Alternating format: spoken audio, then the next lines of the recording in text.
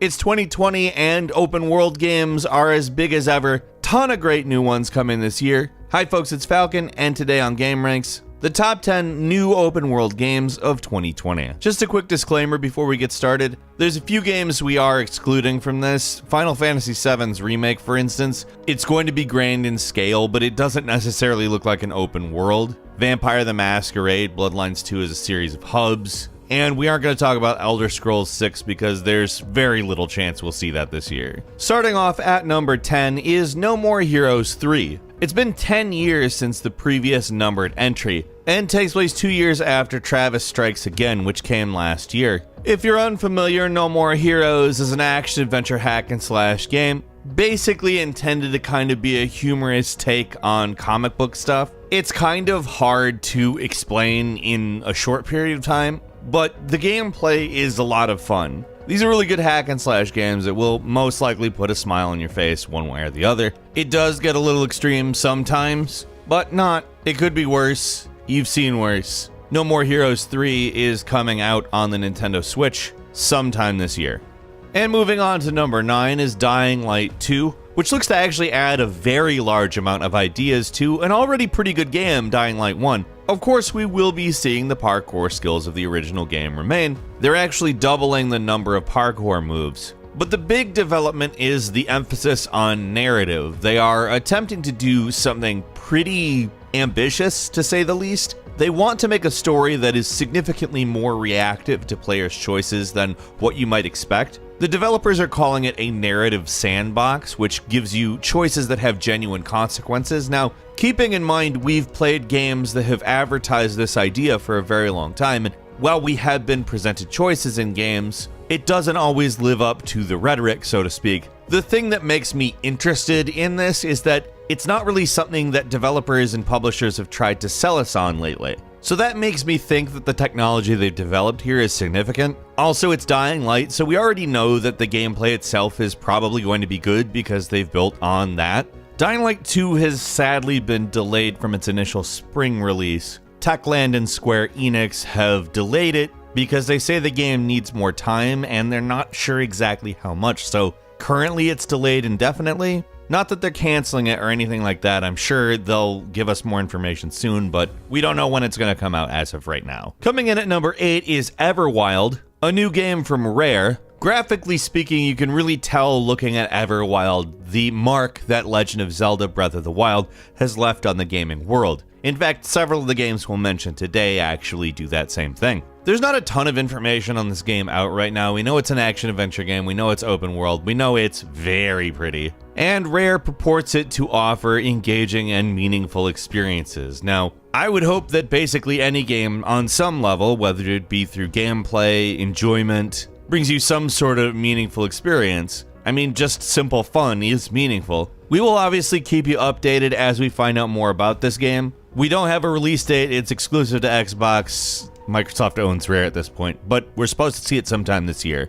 Coming in at number 7 is Gods and Monsters. Comes to us from the creators of Assassin's Creed Odyssey for Ubisoft. This is another game, like I said, that you can really feel the weight of Zelda Breath of the Wild on, except for it is Greek themed, and in truth, there's a lot of things I think are really intriguing about this. We've seen the sort of types of open world games that Ubisoft makes, but they typically don't go for such a distinct aesthetic in those games. Yes, some of them they have dove into that. There are a few Ubisoft games that have really gone for it aesthetically speaking, and they're very pretty. But I would say that this game really stands out. There's really nothing like this in the Ubisoft catalog, and if we know kind of what we're getting gameplay-wise when comparing it to Assassin's Creed Odyssey, and knowing that the developers from that game are the ones working on this, taking this cartoon aesthetic and making it about monsters and about defeating monsters, honestly, in my opinion, is really intriguing. Gods and Monsters is coming to PC, Xbox One, PS4, and Nintendo Switch, and is coming sometime fall 2020.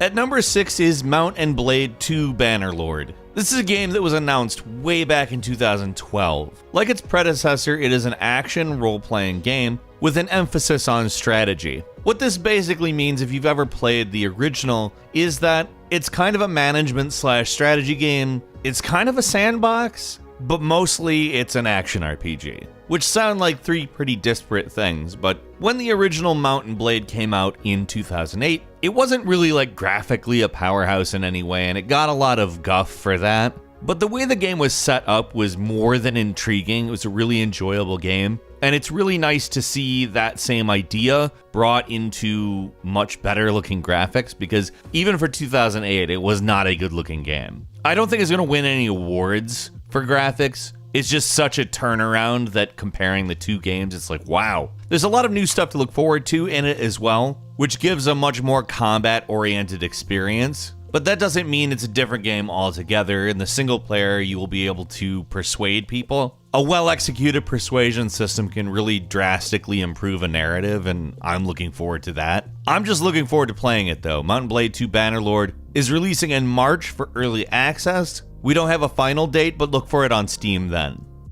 And at number 5 is Dragon Ball Z Kakarot. This is a game that has a lot of expectations, and for a lot of people, meets them, but it's not necessarily for everyone. Let's just say the start's a little bit slow, but in my opinion, when it gets going, it's really a worthwhile game. It's not perfect, but this is a retelling of the full Dragon Ball saga that I'm not really upset about the level of imperfection. For me, it's a game that needed to be made and is a satisfyingly made game. It's not gonna rock your socks off with new features or anything. It's an open world game. It delivers some high octane Dragon Ball combat. It has an enjoyable game loop, and honestly, for me, I don't care that it's not the most innovative thing I've ever played. It's just one really cool looking game that gives you the entire Dragon Ball saga. I enjoy the hell out of it.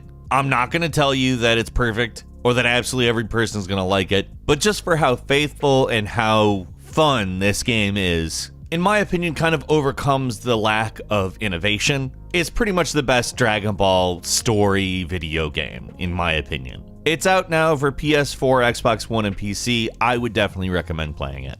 At number 4, it's Watch Dogs Legion. We talked about how there are some games that have done a good job creating a look, and the Watch Dogs series has done exactly that. This one in particular looks to really take the ball and run with it though. Watch Dogs Legion is set in a hypothetical alternate future Britain where Brexit has taken everybody in a police state direction. The game focuses on creating a resistance to the police state, which is obviously powered by CTOS, the operating system that the series is based around. This is taking the Grand Theft Auto 5 route and giving us multiple protagonists to play as. Personally, I think that's a good move for this game particularly. If anything, I think that it actually lends itself for that kind of story more so than even Grand Theft Auto. If we're talking about building a hacker resistance, then only seeing one person's perspective on that might actually get kind of boring after a while. But the characters themselves look to bring more than just narrative differences. They actually will have different skills. And honestly, I think that this may be a landmark game for the Watch Dogs franchise. It's hitting PlayStation 4 and 5, Xbox One, Xbox Series X, Windows, and Stadia sometime this year.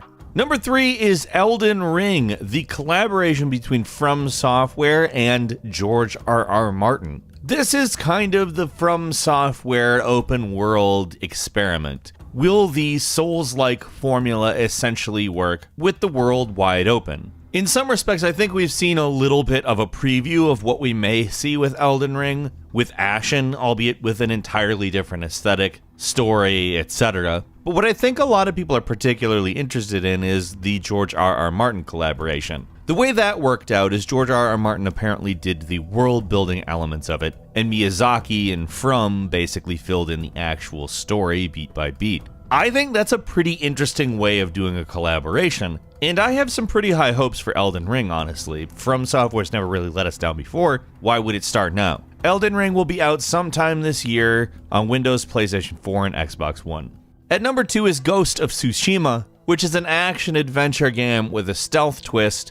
Basically, this was revealed, and I was already ready for it. It is absolutely a gorgeous-looking game. It comes to us via Sucker Punch Productions and follows The Last Samurai on Tsushima Island back in the 13th century. Now, the central conflict of the game is apparently the Mongol invasion of Japan. The game is more or less about the fantasy of becoming a samurai, in which you will, over the course of the game, learn the way of the ghost, which is apparently a prerequisite for defeating the Mongol Empire. Plenty about this game remains a mystery for now, but if you recall, Sucker Punch created the Infamous series, and apparently it's serving as the inspiration for the transversal techniques that the main character of this game will be employing, so I think that can give us a little bit of a hint as to how the game will play. We also know there's a heavy stealth element, and that just comes out of the words of the developers themselves, so combining these two things makes me very interested.